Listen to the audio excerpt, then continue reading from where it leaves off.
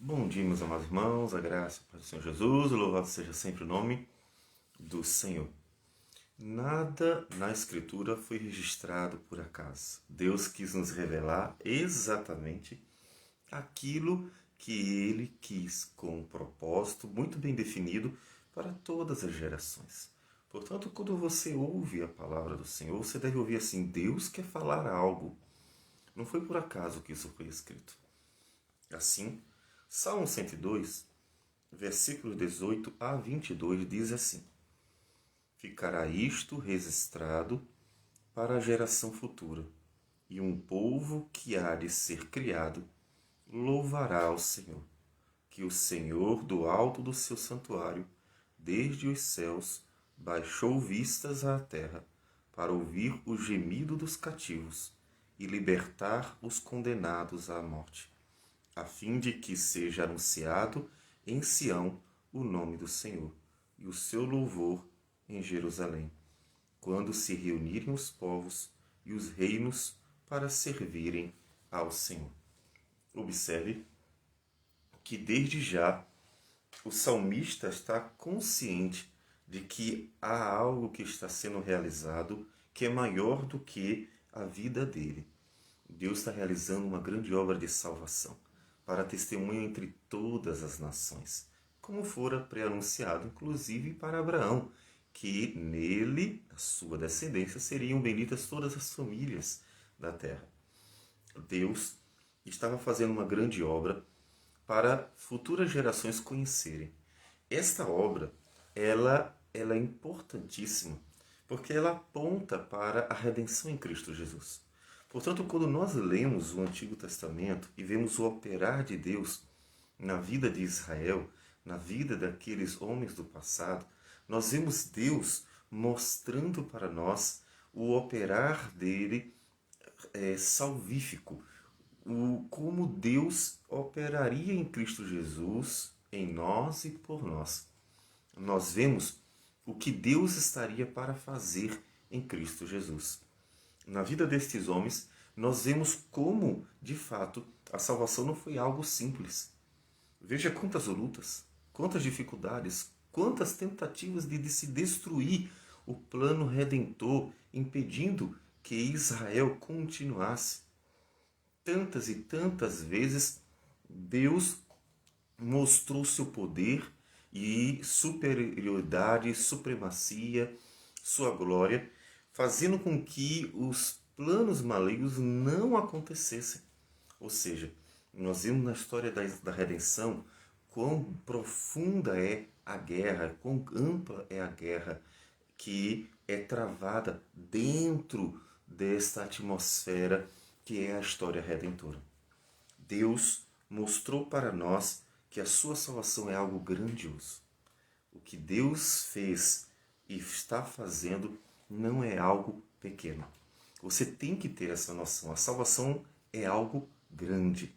Não é apenas uma questão de curar uma doença, não é apenas uma questão de resolver um problema localizado.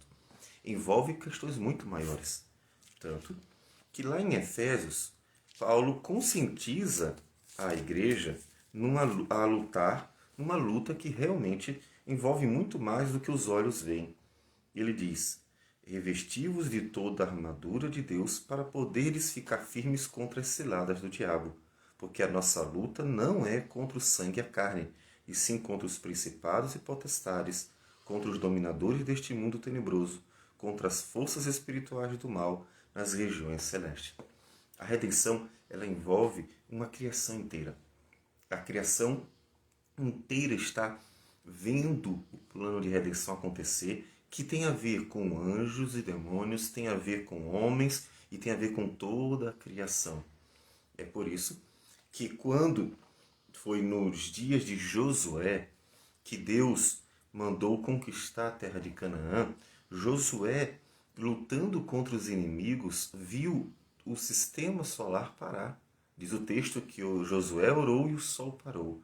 Ou seja, o que estava acontecendo não era só a conquista de uma terra, não era só tomar um lugar. Tinha tanto lugar vazio no mundo. O que estava acontecendo era o plano de redenção em andamento. Significava que ali a vitória de Israel era a perpetuação de uma nação que seria a mãe do Messias. Tinha a ver com a salvação do mundo, tem a ver com a redenção da criação. É algo maior. O que Deus está fazendo na sua vida é maior, é muito maior do que problemas localizados. Você tem que ter essa consciência para que você possa, inclusive, ver o agir de Deus na sua vida com alegria. O que Deus está fazendo na tua vida, o que Deus está operando, o trabalhar de Deus, o lapidar de Deus, o colocar você sempre no caminho do Senhor e fazer você olhar para o alto, como disse Paulo em Colossenses, que deveríamos olhar para o alto, para as promessas de Deus, para a redenção em Cristo Jesus, como ressurretos, como alguém que está esperando uma viva promessa se concretizar, a volta de Jesus. Portanto, quando você olhar para a sua vida, não veja apenas aquilo que é aparente. Olhar para a sua vida, veja que ela está dentro de uma história maior. O salmista disse: futuras gerações vão ver aquilo que aconteceu, vão ler sobre as obras do Senhor e vão glorificar a Deus. E ele anuncia outra vez Sião, porque Sião é exatamente a redenção em Cristo Jesus. Sião é Jerusalém, Jerusalém é a cidade do grande rei e é exatamente o monte onde Cristo fora crucificado, trazendo a redenção e cumprindo a promessa feita a Adão, cumprindo a promessa feita a Abraão, de que nele seriam benditas todas as famílias da terra. Deus está fazendo uma obra que é maior do que o que você pensa. E aí na luta, nas dificuldades, nas tribulações, você precisa estar olhando para esta obra, para que você possa pedir a Deus sabedoria para lidar com as dificuldades e para que você possa se alegrar em ver o trabalhar de Deus na tua vida.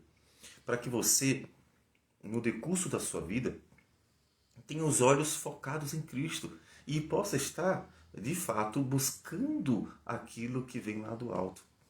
Tudo isso para que a sua vida realmente glorifique a Deus e você possa estar trabalhando em prol de algo maior do que aquilo que os olhos veem, trabalhando em prol da redenção. A redenção é maior do que a nossa pequena vida. A redenção tem a ver com a restauração da criação inteira. Portanto, nós devemos estar realmente atentos a isso, atentos ao que Deus está fazendo, operando poderosamente no mundo. E é por isso que os nossos esforços são dedicados também à pregação da palavra, ao cuidado com a igreja. Nós temos que estar voltados os olhos para isso. E assim, ora no Senhor, ó Deus, continua operando na minha vida. Eu sei que você pede: Senhor, me ajude no meu problema, me ajude na minha saúde, me ajude nas questões financeiras. Eu sei que você coloca tudo isso diante do Senhor. E não é errado clamar a Deus por necessidades. Todavia, eu quero que você coloque diante de Deus algo mais. Coloque diante de Deus a sua vida, a vida da igreja, e o que diz respeito ao operar de Deus nela. Deus, opera na minha vida. Santifica-me, purifica-me, faz-me crescer em Cristo Jesus. Faz-me viver para Cristo Jesus. Usa-me para a tua glória. Faz-me ver o que o Senhor está operando na minha vida. E faz-me entender que o Senhor está trabalhando em mim algo que é mais importante, porque o Senhor está trabalhando em mim para a eternidade. Faz-me estar atento a essas coisas, porque elas são fundamentais. Porque quando Jesus voltar, aí nós nos encontraremos com Ele. Quando Jesus voltar, nós estaremos para sempre num novo céu, na nova terra, onde não haverá mais morte, não haverá mais choro, não haverá mais dor. E aí nós veremos como realmente o que Deus estava operando em nós era muito maior do que a nossa pequena vida. Deus tem uma grande obra e Ele está operando ela. E tudo aquilo que Deus revelou na sua palavra foi para que nós pudéssemos conhecer a Cristo, entender a obra da redenção e viver para Ele. Então, quando meditar na Escritura, lembre-se, o projeto de Deus é a salvação. Portanto, tudo vai apontar para Cristo Jesus, a fim de que em Cristo Jesus nós vivamos uma vida plena, uma vida abundante, uma vida para a glória de Deus. Vamos orar ao Senhor. Senhor Deus amado, bendito seja o teu nome. Nós agradecemos por tudo que o Senhor fez e está fazendo. Por Cristo Jesus, que morreu na cruz por nós, e pelo Espírito Santo, que ainda opera em nós, santificando a nossa vida e capacitando para viver a tua vontade. Ó Deus, dá-nos um olhar para o eterno, a eternidade.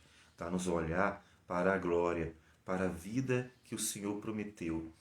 Dá-nos um olhar para Cristo Jesus, para que a gente possa estar esperando e buscando no Senhor sempre o teu agir em nosso viver, trabalhando quem somos para sermos cada vez mais parecidos com Cristo.